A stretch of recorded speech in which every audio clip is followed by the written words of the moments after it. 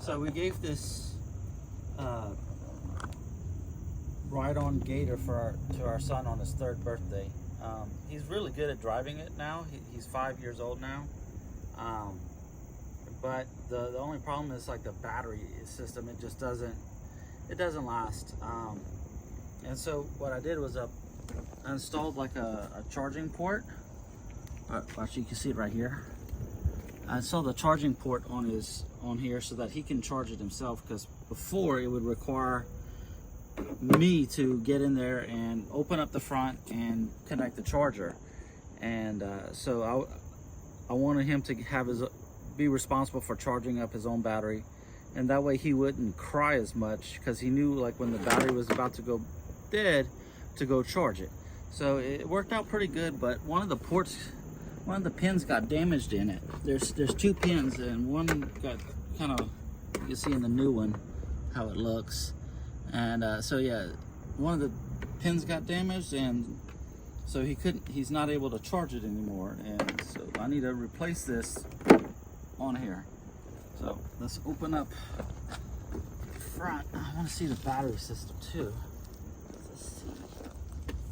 Yeah, so this thing it's been sitting outside for months. I mean, we've never really brought it inside for it to be charged or anything. So it's been underneath our deck for 2 years, pretty much. And I've had the charger on it. When did I put that on? Last year? It was last summer sometime. So it's been in for about a year now. But it needs to be replaced and fixed and put back together. And we got some dogs earlier this year, and they're large dogs. They were puppies when we first got them, like really small puppies, but now they're large and they are eating up everything. So I'm having to put things back together on here that they ate up, or it's like he ran into something. I don't think the dogs. But yeah, so yeah, I'm gonna clean all this up and make it look nice and make it to where it can charge again. And I'm gonna charge it up here so that when he gets home, he can go ride in the front yard without being bothered by the dogs, because I think that's his big thing, is he doesn't like getting terrorized by the dogs. So all right, let's get started.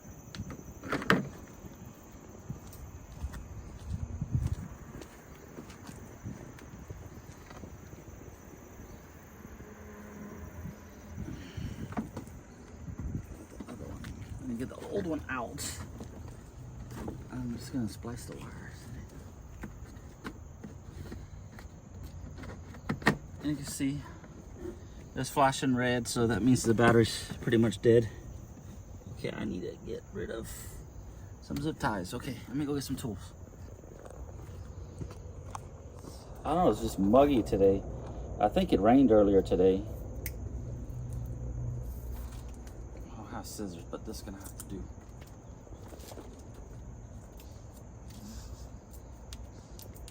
Ain't enough. Oh yeah. Nice and cold. That's what I need.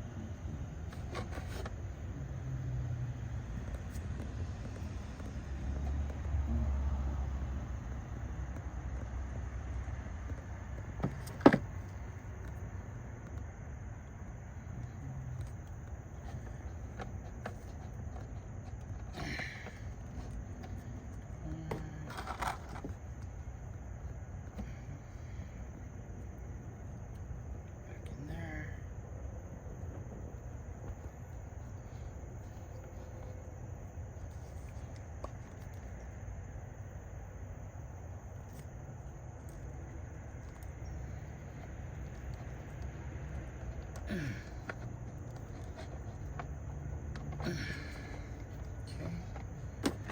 a new one. I'm not gonna make it as long.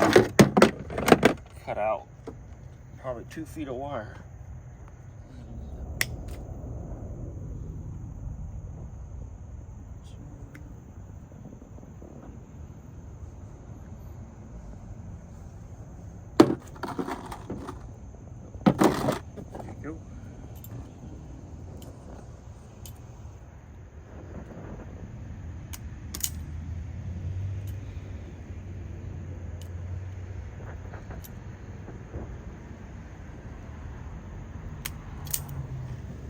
If you're stripping a lot of wire, get one of these. This one's made by Klein Tools, called the Catapult, and it grabs your wire on this side and it strips it on this side. That way you get perfect stripping every time, and it's easy. You're not gonna hurt your hands or whatever. I have other types of strippers, and these just work. If I'm doing like smaller, like alarm size wire, like 22 gauge or something, I'll usually use a different type of stripper. But for like stuff you're gonna work on your car, or even like stripping like the ends of a Romex or something, I prefer the Catapult. Whenever you crimp, make sure, I'm just kind of making the wire straight. Don't twist. You want the crimp to work good, and don't solder on something that vibrates, unless if it's a solid wire. If you solder stranded wire, it could lead to the wire breaking. So yeah, there's that. Yeah, don't solder these wires.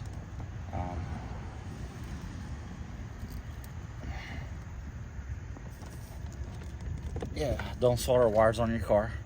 Please don't ever do that. That's okay. See if I can find one.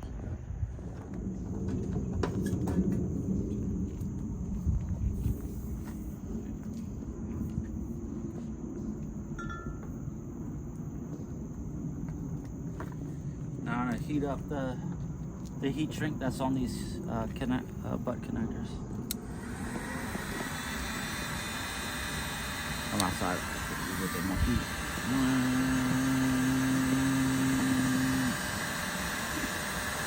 There we go, starting to shrink. It's gonna shrink nicely. Make sure you heat it up thoroughly to where it like makes the heat shrink kind of translucent on these connectors. That way you get a nice kind of water resistant seal. I won't say waterproof, but water resistant is what I'm going for. Okay. Do not use a lighter, torch, or anything else. Why would you do that on something? Why would you burn your stuff? Don't do that, please.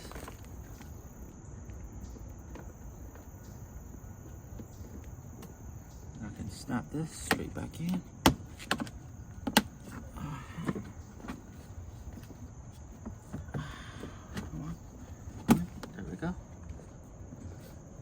There's that. This, I'm just gonna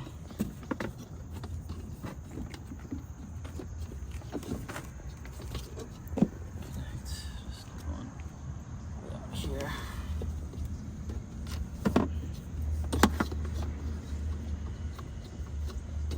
I can't see because my glasses don't stay still. So this on top, if I could ever get it started.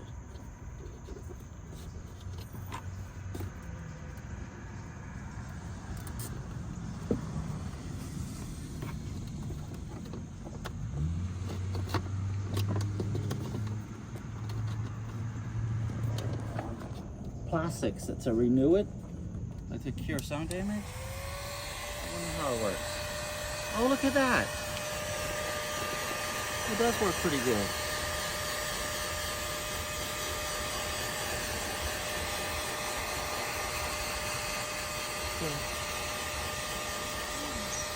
Wow, yeah.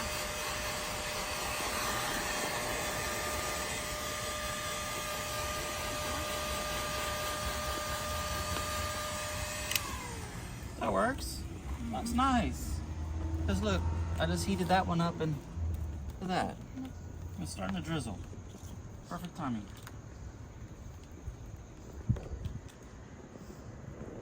Let me put this here. Still use it. Let me put back on the steering wheel.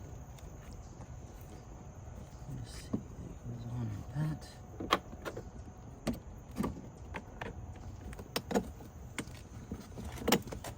Ooh, that's hot. Well, of course, Neil, it would be hot.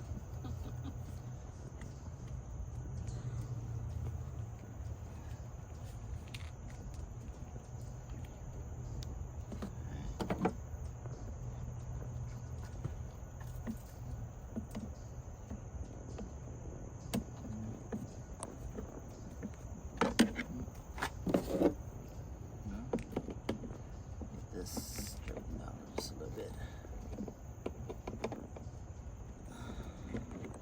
There we go.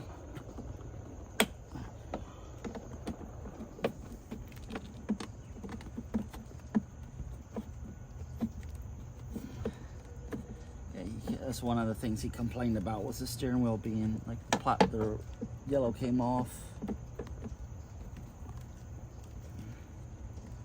Okay. That. Let's connect this back. That's a little. That's very loose.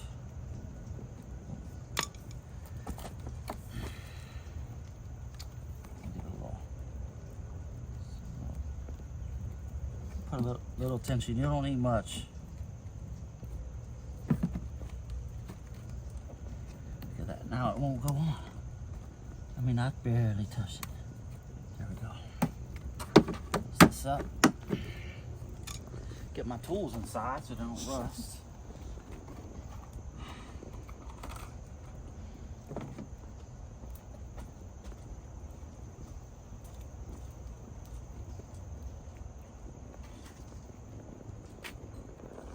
Instead of using your clips like this to charge, now you can go straight in with the connector for charging. So I can open this up. Plug that straight in, and then this is a C-Tech MUS 4.3 charger, and it could do the little AGM batteries just fine. You change it to do the motorcycle setting, and it charges them up just fine. I'm gonna stick this all under here so it doesn't get too wet. And this is a sealed connector, so I don't have to worry about it. Let me get the rest of my stuff in, and we're done.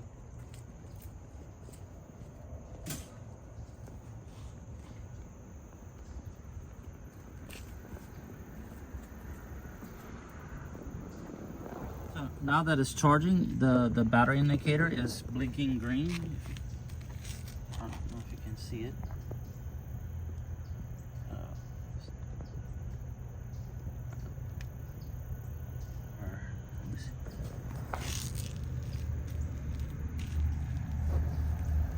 Yeah, you can see it blink green.